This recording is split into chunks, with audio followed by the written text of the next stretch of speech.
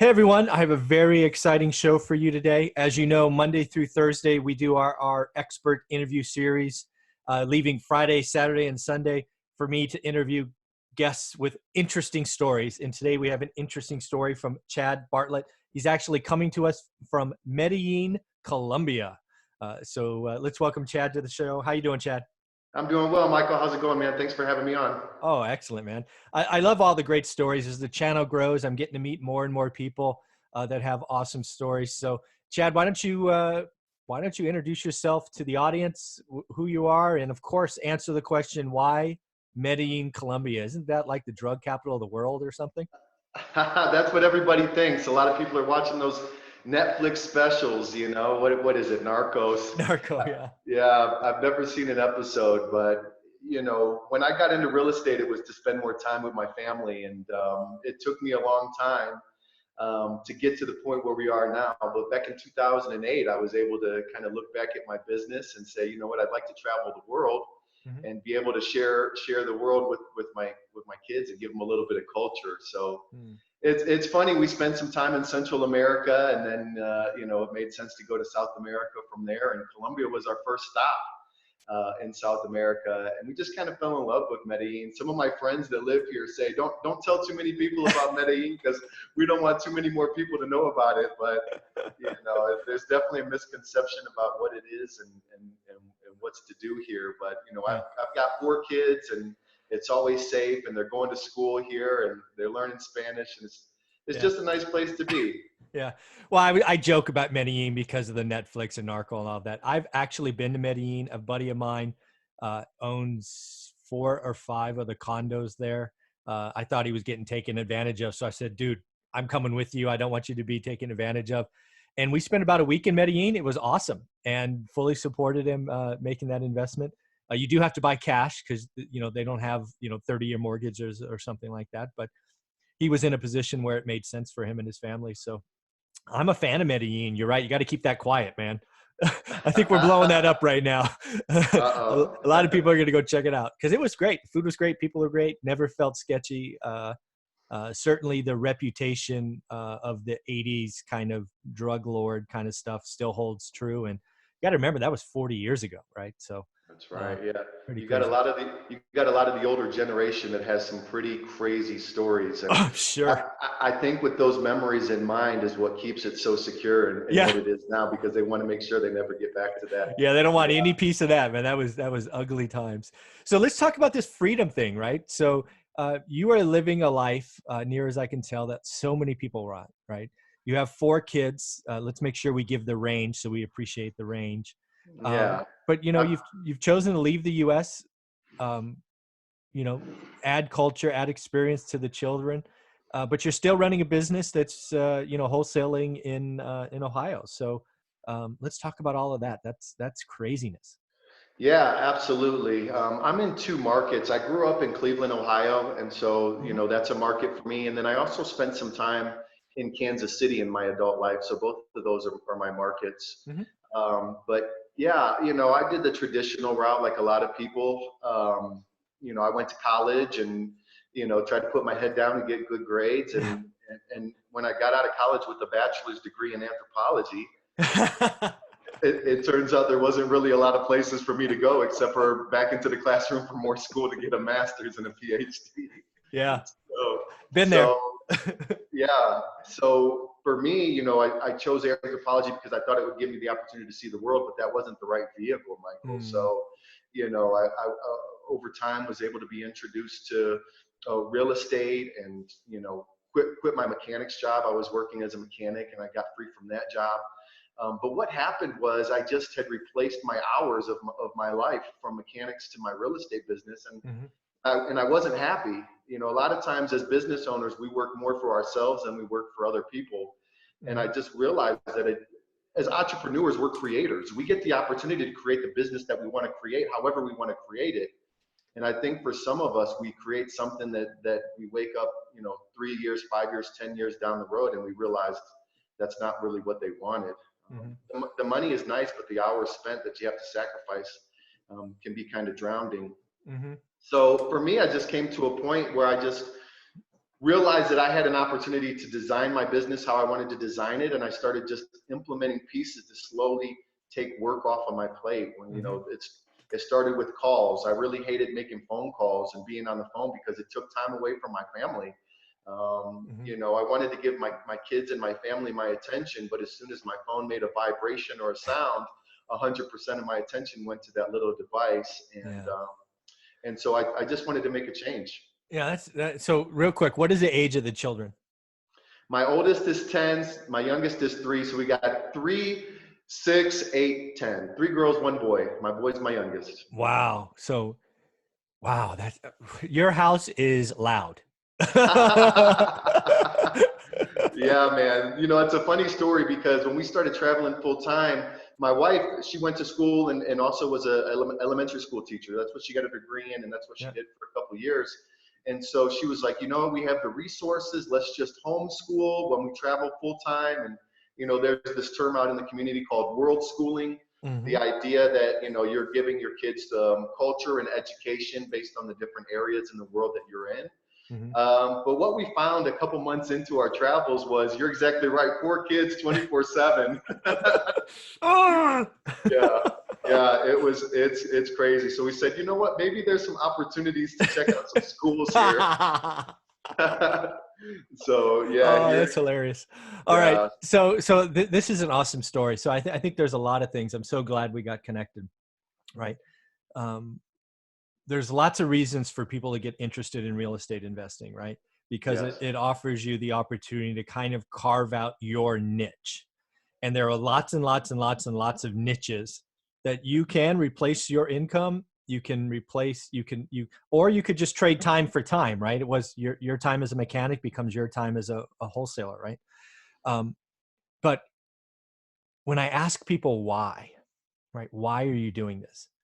To the person, almost like it's tattooed on our brains, is I want to spend more time with my family. I want to have a legacy. I want to do this. I want to do that. And then every time I talk to them, they're working 24/7. They're not with their family. They're distracted when they are. So let's talk about your growth, right? You jump into this, you know, you're in the business, you're still in the US. What was life like? And how did you at a young age find that aha moment? Was there a particular event? Did your wife take you to the side and say, honey, what the heck are you doing? I mean, paint the picture pre-decision and paint that moment where you're like, shoot, I'm doing this wrong. What did that all look like? Yeah, that's a really great and deep question, and I'm glad that you asked it. It's funny because there's a lot of different experiences that we all have in our lives that make us go certain directions. It's kind of a culmination of that. When I was working as a mechanic, you know, I looked up and I said, you know, I'm living my grandfather's life. My grandfather worked General Motors for 31 years, and you know, he raised me like a father. He was a great individual, but he was tired and he was beat down and all those chemicals, and he had arthritis. His knuckles were the size of grapes just from being in contorted positions his whole career. And so, you know, one day I was, you know, turning wrenches, and I look down the line and I see a guy that's, you know, in his 60s still turning wrenches. And I said, you know what, you know, in 20 years, 30 years from now, that's going to be me. You know, if I don't do something different. So that was really the important thing for me, is to just kind of say, look, I'm young enough where I can change my trajectory, you know? And so with real estate, like I said, I just replaced my hours, and yeah. So let's paint that transition, right? So I get the moment where you're turning wrenches and you go, I didn't get an answer. I mean, college didn't work out, right? Anthropology to mechanic, not really a natural transition. You look down the line, totally get it. I had a similar aha moment in my life where I looked up the food chain. I'm like, I don't want to be any of those people. So I get that. Then you go to real estate. What was like the first 2 years of real estate? Were you a one-man show? Were you partnering with everybody? I mean, paint the picture of how busy life got before you had that second aha moment. In the beginning, when I was doing real estate so I could quit my mechanic's job, you know, it was like I had to pay the success tax. I had to do what I had to do so I can do what I wanted to do. And that meant juggling the mechanics work while I was doing real estate. I'd wake up a few hours early, do real estate, and I'd go to bed thinking about real estate and repeat the cycle. And during that time, it was just only a temporary, you know, means to an end. You know, I'm in my head, I'm justifying to myself. I'm saying, look, I know that it's tough right now, not only for me personally, but for the family, because they're spending even less time with me. Yeah. And that was the exact opposite of what we all wanted. And so when I was able to do enough deals to quit my mechanics job and never look back, that was a period of time where we were living in Alaska, actually. Oh my And God. yeah, and I was trying to make the Alaska market work, and I couldn't figure it out. So then I just started doing deals in Kansas City, and I didn't know about remote investing. I didn't know about virtual wholesaling. I just tried to figure out a way to make a different market work that wasn't working. Wow. And so just from the beginning, in the infancy of my business, I relied on others. Mm-hmm. But then when I quit my job, we moved to Kansas City to be closer to my business. Mm-hmm. And I made the critical mistake of being that everybody a person in my Mm-hmm. business. Yeah. And that was an aha moment for me, Michael, because I realized that I'd actually taken a step backwards in my business and wasn't relying on people. Right. So when you ask me if there was like one moment where I was just like, you know what, this isn't really making sense.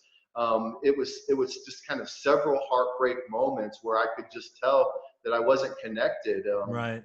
There wasn't one moment in time where I looked up and I said, why is this my life again? I'm running in a hamster wheel. Yeah.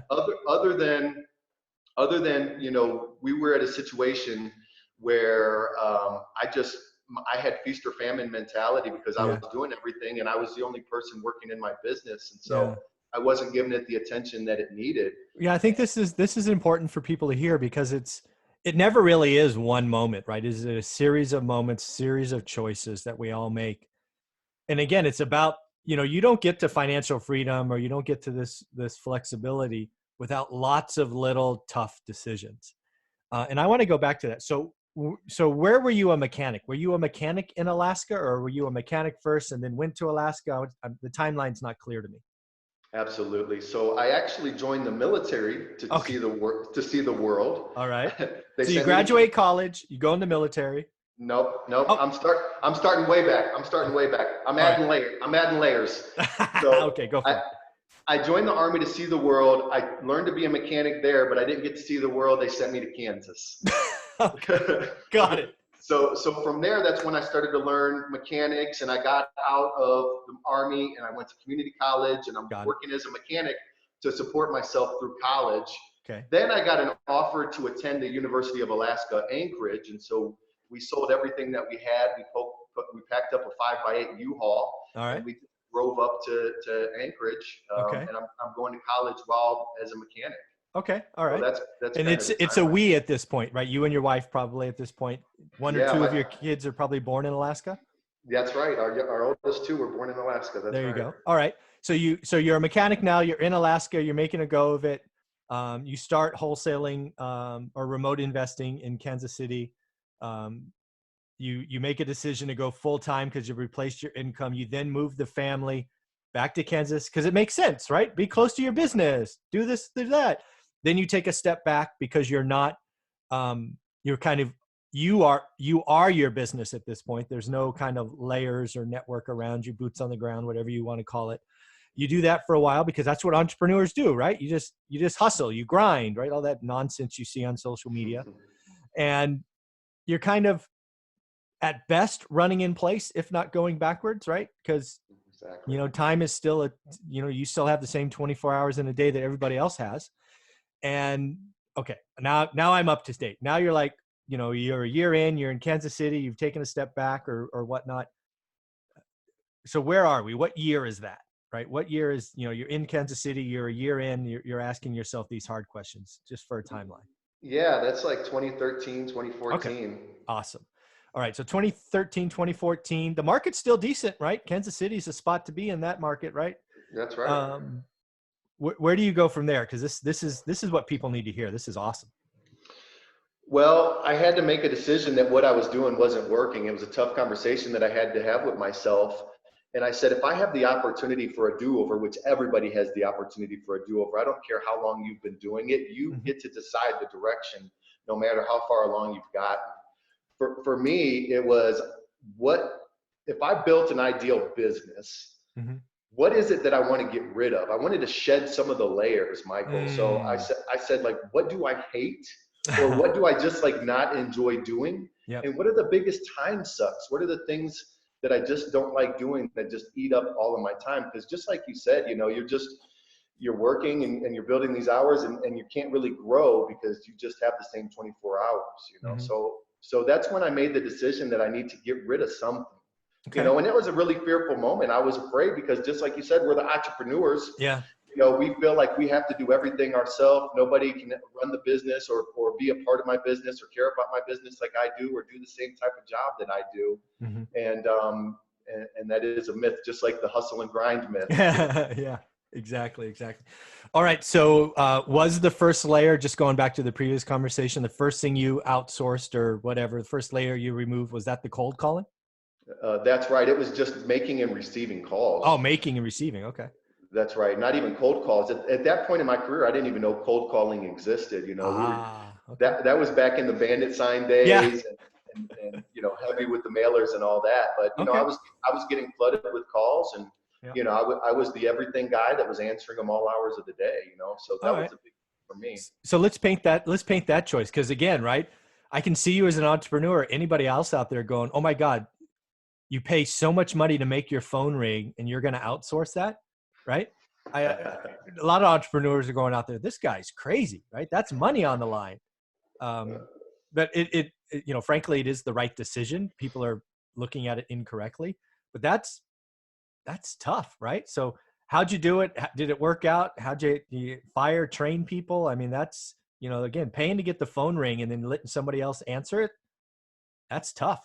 Yeah, that is really tough. I was really afraid to do it, and you know, I was saying maybe I hire an assistant to answer my phone, but then I realized that if I hired an assistant, they'd have the same issues that I was having, that they're Hmm. just one person. Hmm. What about sick days? What about, you know, multiple calls coming in at the same time? And Right. that's when I made the decision that I would go to a call center. Okay. And I thought the call center was going to be the perfect thing for me because you have multiple people working for you. Yeah. It's open 24/7. Hmm. You give them the script to read from, and it's your script, you know, so they can just do whatever you want them to do. And you can, with that, have some predictable results. Hmm. My big thing was, like you said, I'm just one guy. If I Yeah. can have multiple people on it, I can duplicate myself. And so, just based on that fact alone, Hmm. nothing's going to voicemail, nothing's falling by the wayside. Every single call is getting answered quickly. On availability alone, Michael, they were better than me. Mm, very cool. No, I think that makes perfect sense. So did it just work out beautifully the first time you did, or did you have some learning bumps and bruises along the way? Because it makes a ton of sense, but we all know that life sometimes throws us interesting curves. Of course, yeah. Like you said, social media paints a picture sometimes, and you don't really get the full story. But anybody that's successful, there's always a lot of mistakes that have gone into, you know, pushing them in the right direction. Yeah.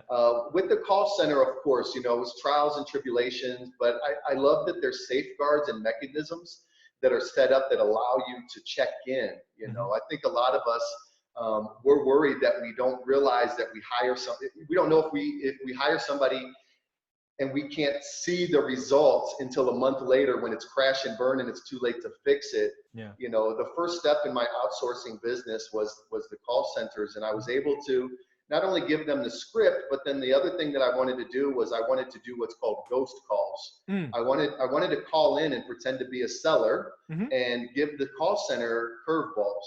Mm.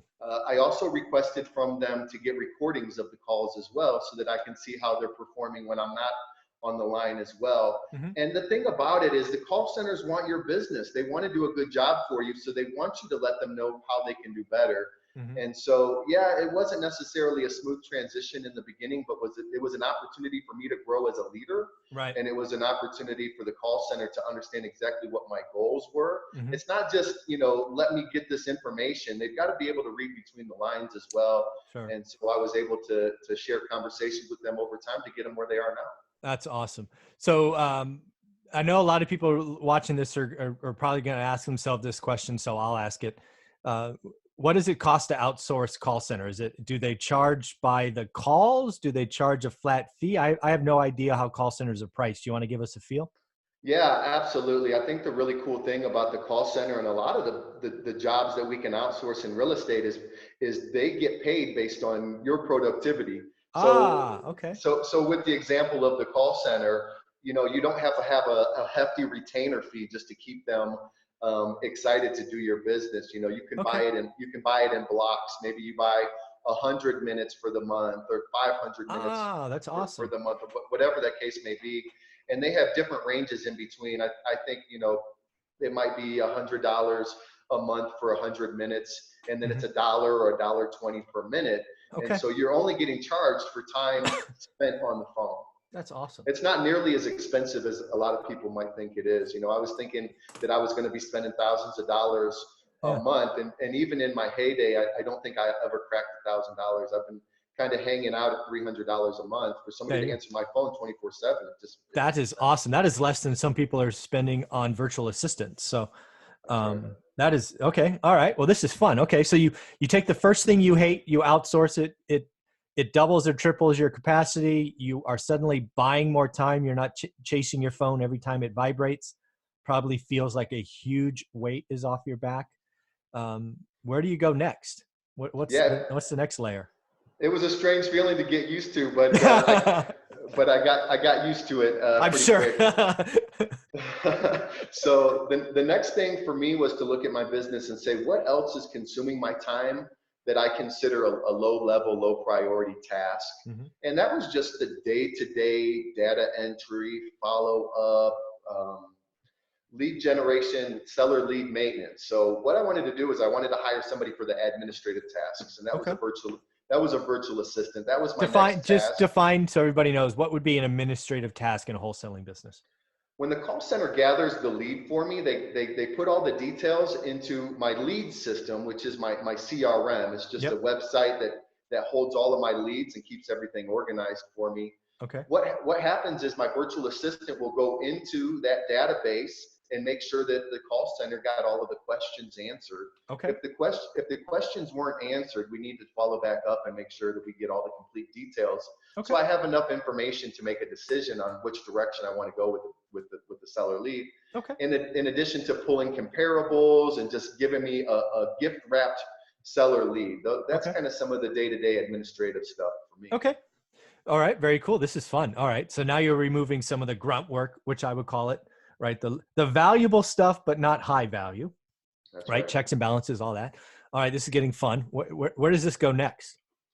So the next thing in my business is I was spending a lot of time going on seller lead appointments now. So everything else was taken care for Okay. me.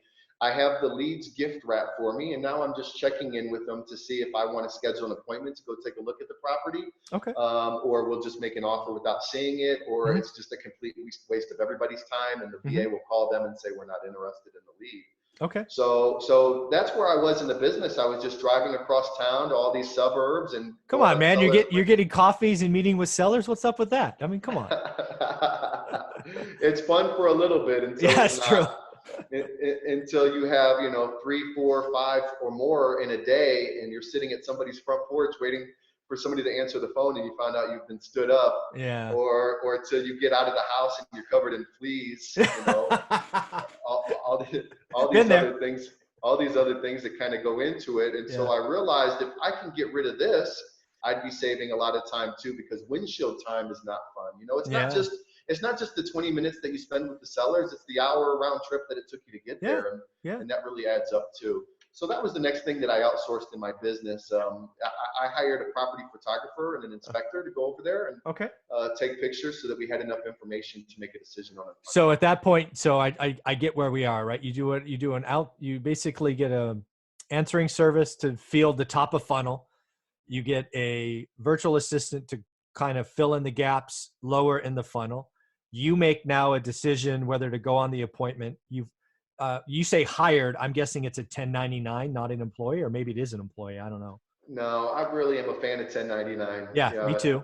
yeah, Okay, so then you come to an agreement with a third party entity, because it's a different company that says for every appointment you go on for me and you answer these 7 questions, I'll pay you $100 or whatever it is, right? Some kind of exactly. exchange, time for dollars. That's right. They bring back what you require. They get paid regardless. Boom, pay them. and then you make a decision, right? That's genius. Okay. All right. So now you have all the time in the world and you're still running your business. You suddenly have the time to travel the world and do this. What did you call it? World schooling. Did you just realize one day that, honey, we could live anywhere, and where do you want to go? Is that kind of the conversation?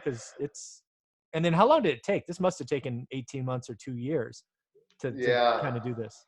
There was a lot of ebb and flows and things that weren't working, with my trainings and my hires and my decision making. So it wasn't until 2017 that I was actually happy with where the business was. Okay. My wife and I, we just purchased a house and we renovated it how we wanted to. And then the cookie cutter flip stuff that we had been doing, it was Yeah. just the house that's personalized to us. And we put the kids in a nice school that was close enough for them to ride their bike to. And we just looked up one day and we said, we're bored. We built this suburban life, which most people want to have, and it's comfortable, but we were just bored. We liked to travel and we liked to see new things, and that's when we made the decision. Yeah. All right. So you're having a conversation. I'm going to guess at the dinner table or somewhere in the house, and you're like, honey, we wanted more, right? When we were dating, we talked about doing all these things. That's We right. now have an enterprise that you've built on purpose to buy time, and as long as you have Wi-Fi connection and cell service, you could really do it anywhere. You've proven that. I mean, that's just ballsy, right? We're going to take 4 of our kids out of school and we're going to go live in a foreign country. Yeah. So who There brought wasn't up? anything. Go ahead. Yeah, there wasn't anything comfortable about it, because you're right. We had been talking about it for years. Once we get to a point, we're going to be able to do this. Once we have this amount in the bank and the business is like this, we're going to do this. And when the day came and we started talking about it, it was like, can we really do this? Yeah, are we serious? Is this something that we could really do? Okay. So, that's why the decision for our house itself, we had 3 options. We could sell the house, we could long-term rent it, or we can Airbnb it. Okay. And, we still wanted to have a safeguard. If we decided that we ever wanted to come back, let's just Airbnb it. Okay. And we can always come back, because we still weren't 100% like this is going to be forever. Okay. We said, okay, let's do it for a year. All right. And then as we started going, it was like, well, maybe 2 years. And it's just like anything that you do brand new, you're not really sure what it's going to look like until you're in the middle of it, whether it's your real estate business, or for me now it's traveling full time. I wasn't sure what that was going to look like, but now it's just kind of open-ended. We're not sure when this ride is going to end. That is awesome. So let's paint the vision. You go out. I forget, do you land in Medellin first, or do you bounce around and then end up in Medellin? We bounced around a little bit. We decided that we wanted to go through Central America. Okay. So for whatever reason, we skipped Mexico. I've never been to Mexico, but as we travel more, everybody's like, Mexico.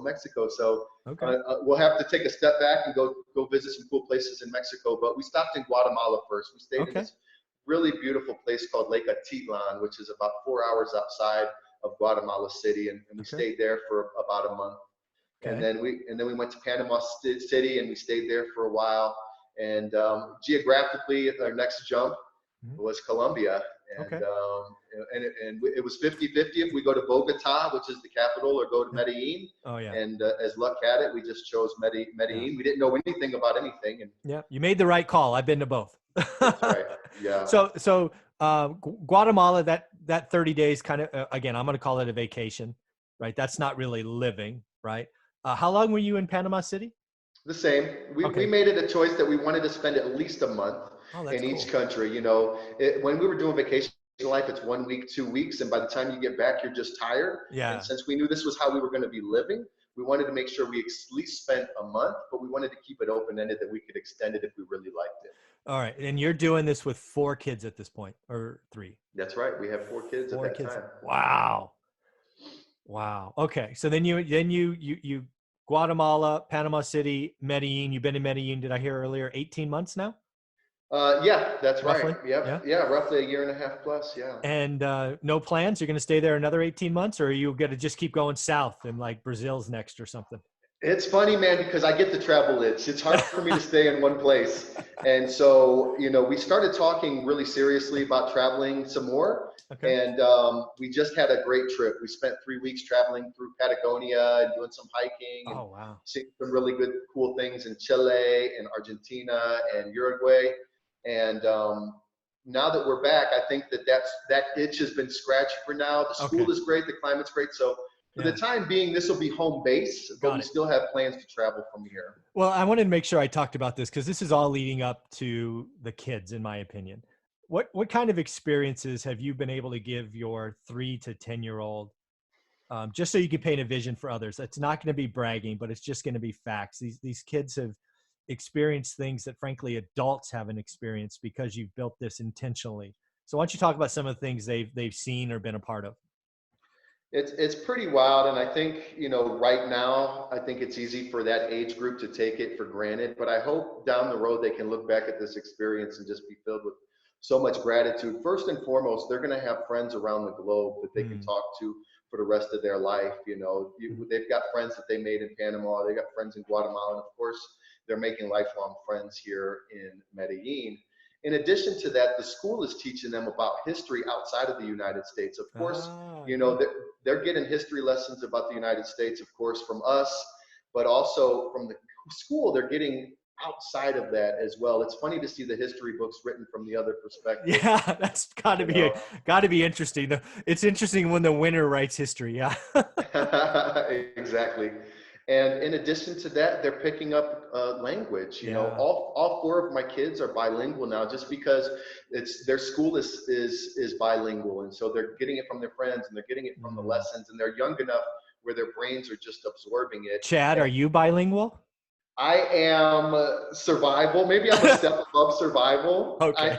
I know what's going on around me 80% of the time, and I just and making fun of you. yeah, man.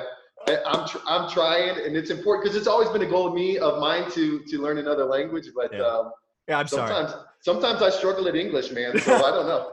I don't know what to tell you you. you and me I'm both. trying. So back to the kids. I'm sorry. I took a right turn out of nowhere. No, My you're bad. good. No, you're good. This is fun. I'm enjoying myself.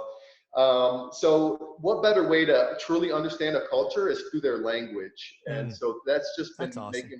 it's just really been making my heart grow. And, they're teaching me Spanish. It's funny. My 10-year-old on Wednesday, she says, Dad, after school today, I'm teaching you Spanish. You're going to give me 5 mil, and 5 mil pesos is about $1.50. But Ah, it was an opportunity for her to earn some money and to teach me Spanish. And so nice. that's irreplaceable. It's time spent together, and it's an opportunity for her to learn leadership and Yeah. teaching. It's Oh, it's really cool, man. that is awesome. Well, dude, you have an exciting story. We're going to have to do this interview again. Why don't you tell people how they can follow you? Whether it's a website or social media, you have so much stuff going on. Hope to blow that stuff up. So how can people follow you, Chad? Thanks a lot, Michael. People can follow me at my website. It's called the autopilot.life. And the autopilot life is all about trying to put systems in place so you can be more efficient with your time, so you can put your business on autopilot so that you can live the life that you want to live. So my website is theautopilot.life. Just so I'm clear, is it theautopilot.life or autopilot? It's called theautopilot.life. Very cool. So again, theautopilot.life. And we say that out loud because this video will be converted to a podcast, and I want everybody listening to the podcast to get it correctly. It is theautopilot.life. Chad, this has been so much fun. You're giving your children a gift. Frankly, you are having a gift at such a young age to see your kids evolve and meld into these different creatures. They'd be different human beings if they just stayed in Kansas City. Not making a claim of better or worse, just That's right. different.